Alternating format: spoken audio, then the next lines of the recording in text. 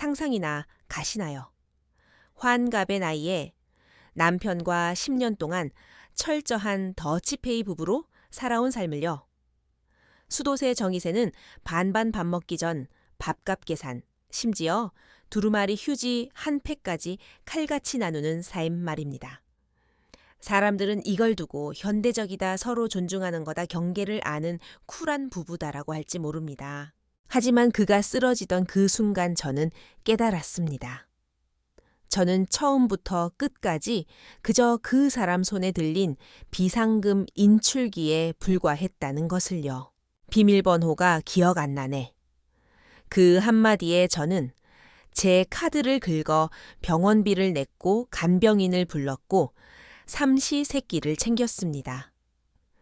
하지만 집에 돌아와 확인해보니 부부 공동 명의 통장은 텅 비어 있었습니다. 제가 평생 안 먹고 안 입으며 모은 1억 5천만 원, 350만 대만 달러. 은 이미 제가 모르는 사이에 시어머니 통장으로 이체된 뒤였습니다. 그는 소리 지르거나 울지 않았습니다. 모든 증거를 찾아내고 서류 한 장으로 관계의 종양을 도려내듯 선언했습니다. 오늘부터 당신의 병원비는 땡전 한 푼 내지 않겠노라고. 당신 목숨값은 당신이 빼돌린 그 1억 5천만 원으로 해결하라고. 그건 독한 게 아니었습니다. 긴 잠에서 깨어난 것이었지요. 침묵의 인내에서 치밀한 방역으로 그는 자신만의 방식으로 모든 것을 잃을 뻔한 판을 뒤집었습니다. 어떻게 그가 상대를 말문이 막히게 했는지, 어떻게 법이 그를 대신해 칼을 휘두르게 했는지, 어떻게 이런 한 푼 양보하지 않으면서도 우아하게 그들의 입을 다물게 했는지 궁금하신가요? 치유의 인생길 채널에 오신 것을 환영합니다. 이번 에피소드는 꼭 끝까지 보셔야 합니다. 이건 단순한 가정 불화가 아닙니다. 뼛속까지 시리도록 냉철한 한 여자의 인생 역전 드라마니까요. 제 이름은 조수진 올해 예순입니다. 부산 동래구에 있는 한 프랜차이즈 약국의 카운터 직원이죠. 하루 8시간을 꼬박 서서 약 봉투에 스티커를 붙이고 문을 열자마자 빨리빨리를 외치는 할머니들에게 식후 30분의 의미를 설명합니다. 줄이 길다고 투덜대는 사람 약 봉지를 들이밀며 이거랑 저거 같이 먹어도 돼 묻는 사람들을 상대하죠. 제 대답은 늘 명확하지만 필요 이상의 말은 하지 않습니다. 약국 포스기는 사람보다 더 성격이 급해서 거스름돈을 다 내주기도 전에 다음 손님을 받으라고 삑삑거리니까요. 특히 월초 만성질환 환자들이 약을 타러 몰리는 날이면 약국은 작은 전쟁터가 됩니다. 저는 카운터 뒤에 서서 손으로는 아토르바스타틴 라벨을 붙이면서도 눈은 문을 열고 들어오는 익숙한 얼굴의 아주머니를 쫓습니다. 제 공동구매 공구 단톡방의 오랜 멤버인 김씨 아주머니입니다. 수진씨 지난주에 공구한 세탁 세제 왔어. 그녀가 목소리를 낮춰 묻습니다. 전 고개도 들지 않은 채 카운터 아래 서랍에서 세제 한 병을 꺼내 슬쩍 밉니다. 이게 딱 마지막 남은 거예요. 자연스럽게 앞 손님에게 약 봉투를 건네고 고개를 돌려 세제를 검은 비닐봉지에 담아 김씨 성이 적힌 스티커를 붙입니다. 단톡방에 입금 확인해줘요. 장부 정리해서 보내줄게요. 그녀는 웃으며 고개를 끄덕이고 나갑니다. 곁눈질로 옆 카운터의 젊은 알바생이 핸드폰을 보고 있는 걸 확인하고는 콧방귀를 뀌며 다음 약값을 확인합니다. 카운터 앞이든 뒤든 저는 긴장을 늦추지 않습니다. 피곤해서가 아닙니다. 습관이 된 거죠. 30년 동안 내 손으로 직접 돈을 벌고 내 살림 내가 꾸리고 내 밥 내가 해 먹고 내 병 내가 고치는 그 습관 말입니다. 남들은 소처럼 일만 한다고 혀를 차지만 전 그게 제 자존심이고 남에게 아쉬운 소리 안 하는 힘이라고 믿었습니다. 하지만 돈 문제만큼은 확실히 선을 그었습니다. 제가 인색해서가 아닙니다. 남편 박민석과 10년 전부터 시작한 이른바 더치페이 결혼 생활 때문이었죠. 대출금 반반 가스비 수도세 각자 부담. 심지어 보일러 점검비까지 냉장고에 표를 붙여놓고 계산했습니다. 영화표는 당신이 샀으니 팝콘은 내가 낼게. 그래야 공평하지. 그때 남편은 참 당당하게 말했습니다. 처음엔 반대할까도 생각했지만 남편의 논리가 그럴듯해 보였습니다. 경제가 독립되어야 결혼이 돈 때문에 변질되지 않아. 수진 우리 방식이 되게 현대적이지 않아. 소파에 다리를 꼬고 앉아 말하는 그는 마치 회사의 재무 시스템을 이야기하듯 했습니다. 서로 간섭하지 않고 얽히지 않는 관계. 저는 어색하게 웃으며 고개를 끄덕였습니다. 요즘 세상에 여자가 독립적이어야지라고 생각하면서요. 그 후 우리는 가정 리스크 관리 기금이라는 걸 만들었습니다. 박민석의 제안이었죠. 둘 다 수입이 있으니 공동명의 통장을 하나 만들어서 나중에 누가 아프거나 사고가 나거나 실직하면 그 돈을 쓰자고요. 좋은 생각 같아서 저는 그동안 공구로 번 돈 20년 동안 알바하며 모은 비상금을 털어 넣었습니다. 남편은 저보다 적게 넣었지만 따지지 않았습니다. 총액은 1억 5천만 원, 약 350만 대만 달러. 대부분은 제가 공구로 푼 돈을 모아 만든 피땀 어린 돈이었습니다. 공동명의 카드는 집 금고에 넣어두었지만 비밀번호는 남편이 당신은 잘 까먹으니 내가 기억하는 게 안전하다고 해서 그러라 했습니다. 부부 사이에 무슨 의심을 하겠어요. 어차피 계산이 확실한 사이니 문제 없을 거라 믿었지요. 정말 그렇게 믿었습니다. 어느 날 공구 단톡방에 정산 캡처를 올리고 있는데 20년 지기 친구 미경에게서 개인톡이 오기 전까지는요. 수진아, 너는 시집을 간 거야. 아니면 동업자를 구한 거야.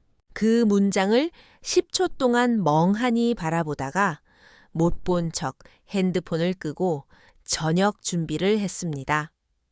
그날 저녁 메뉴는 닭볶음탕이었습니다.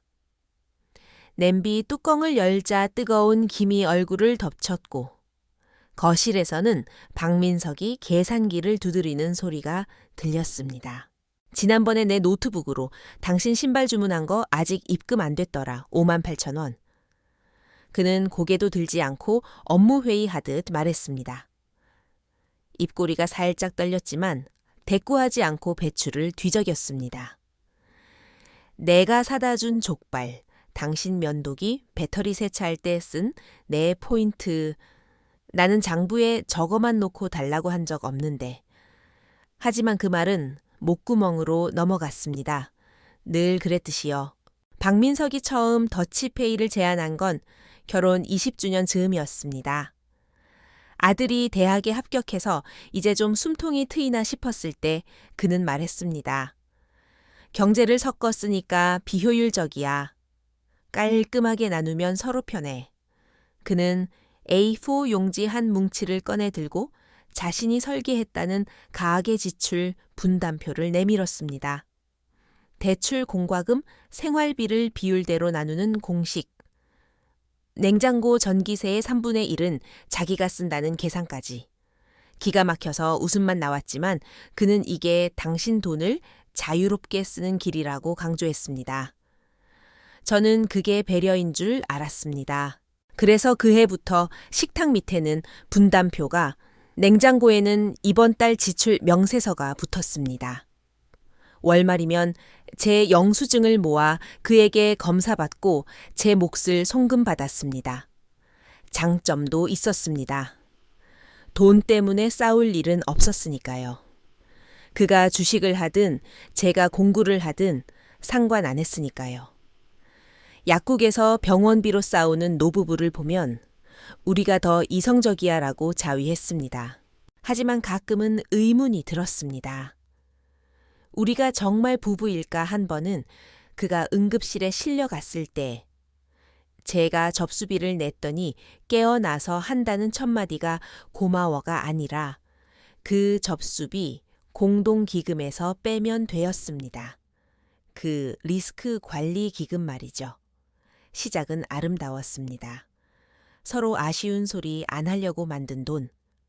처음엔 제 돈 8천만 원으로 통장을 텄고 나중에 박민석이 본가 땅 판 돈이라며 7천만 원을 넣어 1억 5천만 원을 맞췄습니다. 우리는 건배까지 하며 이제 우리 노후 건강은 보장됐다고 좋아했죠. 그 돈은 우리가 서로를 믿는다는 증거이자 불확실한 미래를 대비하는 기념비였습니다. 하지만 기념비도 횡령당할 수 있다는 걸 저는 너무 늦게 알았습니다. 세금 낼 때 잔액 좀 확인하자고 하면 그는 공동명의인데 은행을 못 믿어 나를 못 믿어 라며 면박을 줬습니다. 당신보다 내가 더 꼼꼼하게 1년에 3번씩 확인해. 걱정 마. 저는 인터넷 뱅킹이 서툴다는 핑계로 공동인증서 찾기 귀찮다는 핑계로 확인을 미뤘습니다. 어차피 쓸 일 없는데 봐서 뭐 하나 싶었죠. 아들이 유학 갔다가 잠시 들어왔을 때 물었습니다. 엄마, 그 공동기금 관리는 하고 있어. 아빠가 해. 꼼꼼하잖아. 아들이 잠시 침묵하더니 말했습니다. 공동이라며 공동이면 같이 봐야지. 개념이 공동이고 실무는 아빠가 하는 거지. 저는 그걸 상호 신뢰라고 불렀지만 지금 생각하면 그건 제 게으름이자 회피였습니다. 우리 부부 사이에 공동은 없었습니다. 오직 정산만 있었죠. 그러던 중 친구 미경이 보낸 너는 주식회사 박민석의 투자자냐 라는 톡이 비수처럼 꽂혔습니다. 1억 5천만 원 중 내 돈이 더 많은데 카드는 그 사람이 갖고 비밀번호도 그 사람만 알아. 그게 부부냐. 저는 대답 대신 약국 재고 화면을 띄웠지만 가슴 한 구석이 답답해졌습니다. 그날 밤 잠이 오지 않았습니다. 코를 고는 남편 옆에서 저는 땡볕에 전단지 돌리고 다리 퉁퉁 부어가며 모은 그 돈을 생각했습니다. 명품 가방 하나 안 사고 여행 한 번 안 가고 모은 돈. 우리가 함께 늙어가기 위해 묻어둔 돈. 그런데 저는 그 통장에 돈이 있는지조차 모릅니다. 배는 같이 탔는데 노는 나만 졌고 저 사람은 뒤에서 계산기만 두드리는 건 아닐까. 그리고 며칠 뒤 목요일이었습니다. 공구한 비빔면을 택배로 보내고 약국에 출근해 청소를 하려는데 전화가 왔습니다. 남편 회사 동료였습니다. 회의 도중 쓰러져 응급실에 갔다고요. 다리가 풀렸지만 병원으로 달려갔습니다. 의사는 간에 문제가 생긴 것 같다며 정밀 검사와 입원을 권했습니다. 머릿속이 하얘진 채 서류에 서명하고 남편이 병실로 옮겨진 건 저녁 8시가 넘어서였습니다. 비가 추적추적 내리는 창밖을 보며 생각했습니다. 이제 그 돈을 써야 할 때다. 다음 날 새벽 집에 가서 공동명의 카드를 찾고 남편의 장부를 챙겨 병원으로 갔습니다. 카드 찾았어.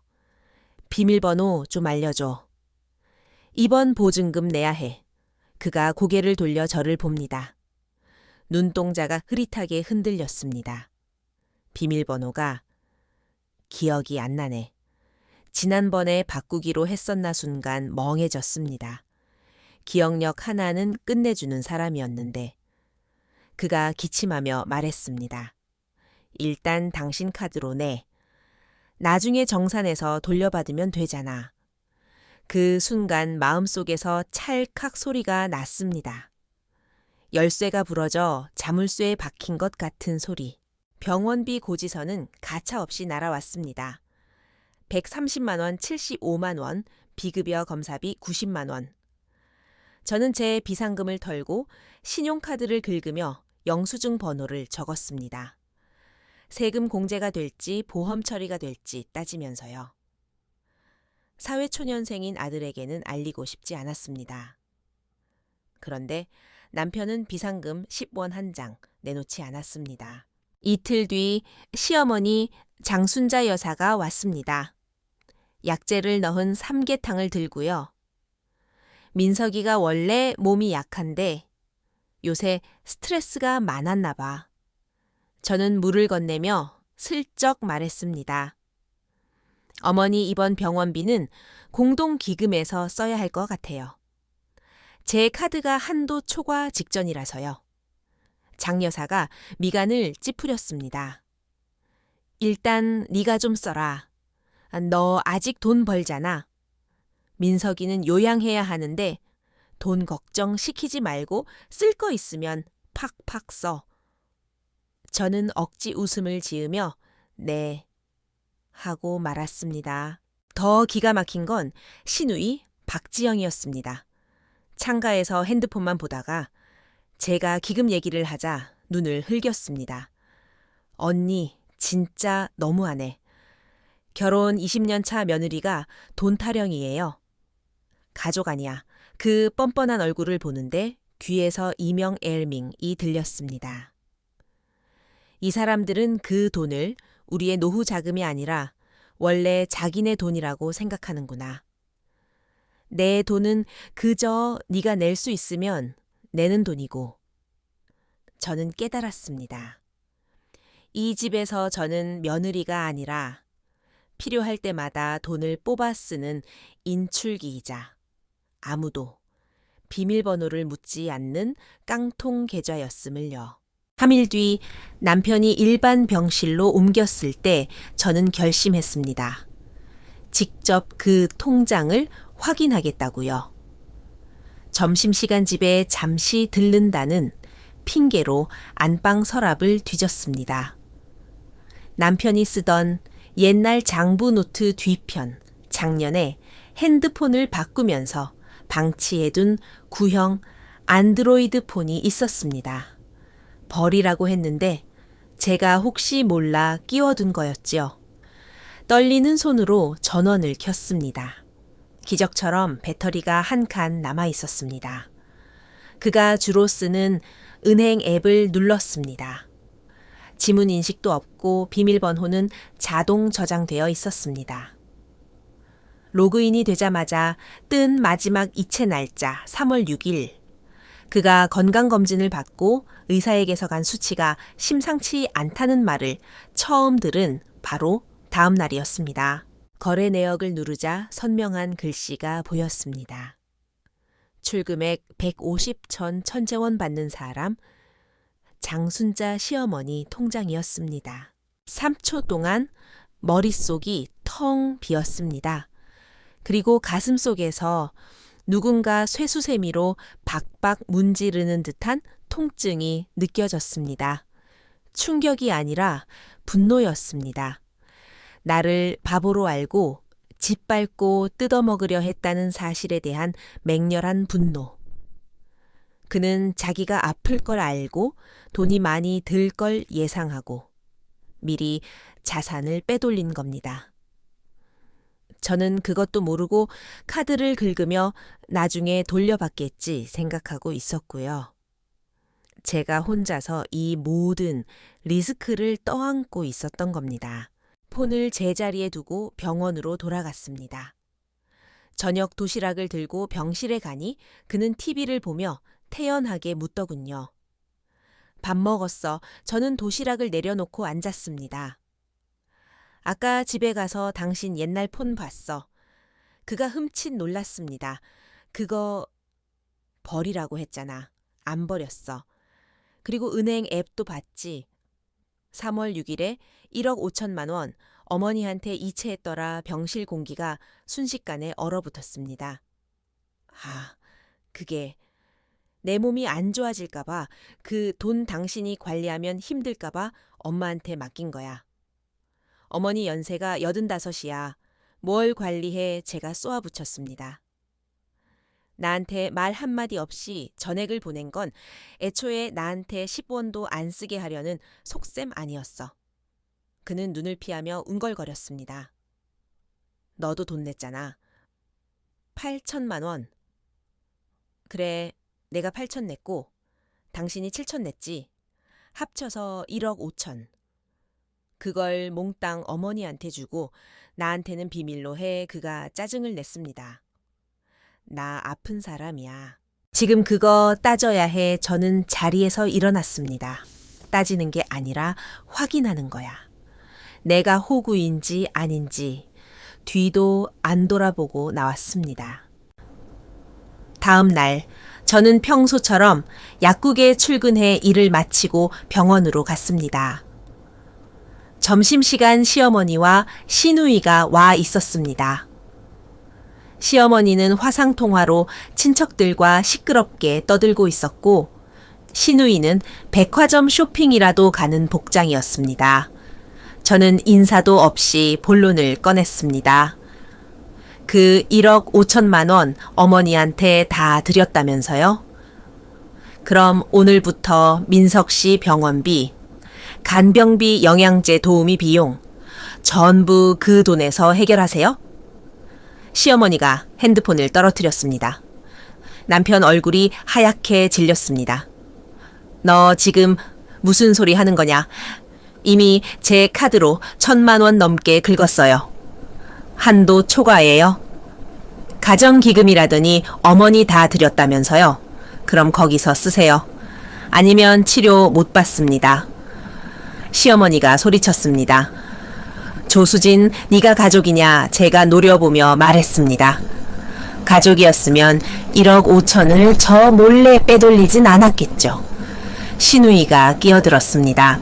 오빠가 아픈데? 돈 계산이 먼저야. 저는 그동안 돈 계산 안 해서 호구 취급당했거든요. 너희들이 날 남이라고 생각하니 나도 내 돈을 너희 구명줄로 쓸 생각 없어. 가방에서 서류 한 장을 꺼냈습니다. 변호사 사무실 사무장인 여동생 수연이가 도와준 의료비 지불 거부 및 책임 면책 통지서였습니다. 본인 조수진은 오늘부로 박민석의 의료비 일체를 부담하지 않습니다.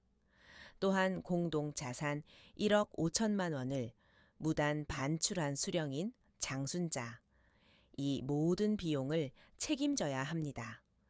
서류를 탁자 위에 올리며 덧붙였습니다. 병원 원무과에도 사본 냈습니다. 나한테 청구하지 마세요. 병실은 쥐 죽은 듯 조용해졌다가 시어머니가 비명을 질렀습니다. 네가 사람이냐? 내 아들 죽일 셈이야. 제가 안 내는 게 아니라 여러분이 먼저 제 자격을 없애셨잖아요. 그 돈으로 효도 받으며 사세요. 저는 뒤돌아 나왔습니다. 남편이 뒤에서 여보 이러면 나 죽어 라며 떨리는 목소리로 말했지만 저는 대꾸했습니다. 당신 어머니한테 1억 5천 있잖아. 그걸로 잘 살아봐. 병원 밖으로 나오니 햇살이 눈부셨습니다. 마치 누군가 제 눈앞에 더러운 막을 걷어낸 것 같았습니다. 저는 바로 집으로 가지 않고 여동생 수연이네 집으로 갔습니다. 수연이는 제 이야기를 듣고 미간을 잔뜩 찌푸리며 말했습니다. 언니, 이건 이혼 사유 정도가 아니라 금융사기야. 저는 증거들을 보여줬습니다. 옛날 장부 이체 내역 캡처 진단 날짜와 이체 날짜의 대조, 수연이는 즉시 대한법률구조공단 상담 변호사를 연결해 주었습니다. 변호사는 서류를 보며 말했습니다. 공동 명의지만 동의 없이 공동 목적이 아닌 사적 용도, 제3자 이체로 쓴 건 횡령으로 볼 수 있습니다. 특히 시어머니가 공동재산임을 알고 받았다면 공모관계도 성립합니다. 돈 찾을 수 있을까요? 네? 포기각서 안 쓰셨죠? 그럼 됩니다. 저는 포기하러 온 게 아니었습니다. 찾으러 온 것이었죠. 수연이가 운전해주는 차 안에서 제가 말했습니다. 난 정이 제일 중요한 줄 알았어. 그런데 장부는 기록해야 정이 유지되는 거더라. 집에 돌아와 저는 공구 단톡방에 글을 올렸습니다. 가정용 공동계좌, 반드시 부부가 비밀번호 공유하세요. 제 지인은 남편이 몰래 시어머니한테 전액 이체하고 시치미 떼서 지금 혼자 병원비 빚만 지고 있습니다. 착한 며느리 되지 말고 똑똑한 며느리 되세요. 순식간에 댓글이 폭발했습니다. 진짜냐, 우리 시댁도 저럴 것 같다는 분노의 반응들. 저는 아무 말 없이 다음 행동을 준비했습니다. 4일 뒤 시어머니에게서 전화가 왔습니다. 목소리가 푹 절인 배추처럼 풀 죽어 있었습니다. 수진아, 엄마랑 얘기 좀 하자. 카페에서 만난 시어머니는 낡은 봉투 하나를 탁재 밀었습니다. 여기 500만 원이다. 일단 이거 쓰고 민석이 치료는 해야지 않겠니? 제가 봉투를 쳐다보지도 않고 말했습니다. 어머니, 저는 용돈이 필요한 게 아니라 제 돈을 찾으러 온 겁니다. 아휴, 야박하게 왜 이래? 민석이가 보낸 거지 내가 달라고 했냐? 아들이 무슨 송금 로봇입니까? 어머니가 받으셨잖아요. 그녀가 얼굴을 붉히며 소리쳤습니다. 그 돈으로 지영이 차 바꿔줬다 시집 가는데 혼수도 없어서 내가 해준 거야. 넌 며느리가 돼서 그것도 이해 못하냐, 역시? 내 노후 자금이 시누이 혼수 비용이 되었군요. 그럼 제 돈으로 시누이 결혼시키는 거네요. 어머니 돈으로 생색내세요. 제 돈 1억 5천 안 내놓으면 소송합니다. 시누이 예비 시댁에도 알릴 거고요. 저는 자리에서 일어났습니다. 본격적인 소송이 시작되었습니다. 법원 앞은 흐렸습니다. 저는 검은 바지에 남색 재킷을 입고 우산도 없이 법원에 들어갔습니다.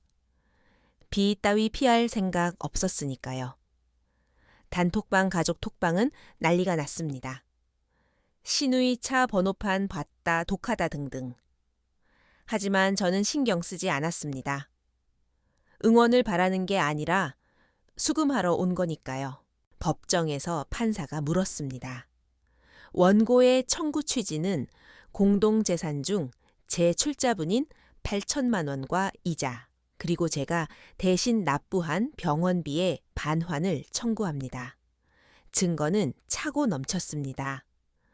은행 기록 카카오톡 대화 내용, 병원비 영수증.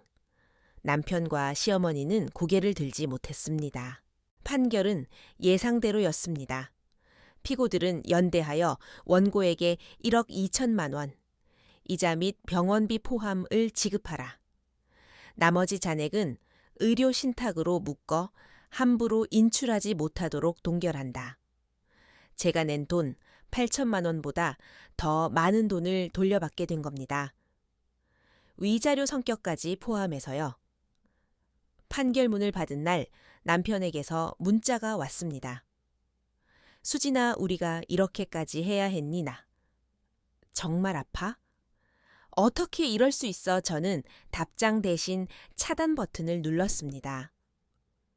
그가 내 돈을 빼돌릴 때 우리는 없었으니까요. 시어머니는 통장이 압류되자 울면서 전화했습니다. 나보고 죽으라는 거냐? 저는 차분하게 대답했습니다. 어머니 방식대로 사시는 거예요. 각자 내기. 돈이 입금된 날, 저는 그 돈으로 밀린 카드값을 갚고 정기예금을 들었습니다. 그리고 3천만 원을 빼서 집 근처 모퉁이에 작은 가게를 하나 얻었습니다. 원래 구두 수선집이었던 곳을 고쳐서 박하사탕처럼 연한 초록색 페인트를 칠했습니다. 간판은 수진의 하루. 커피와 직접 구운 쿠키를 파는 하루에 딱 5시간만 여는 가게입니다. 약국도 그만뒀고 공부도 안 합니다. 아침마다 보리차를 끓이며 옆집 아줌마의 손주 자랑을 들어주고 오후엔 원두를 갈며 시간을 보냅니다.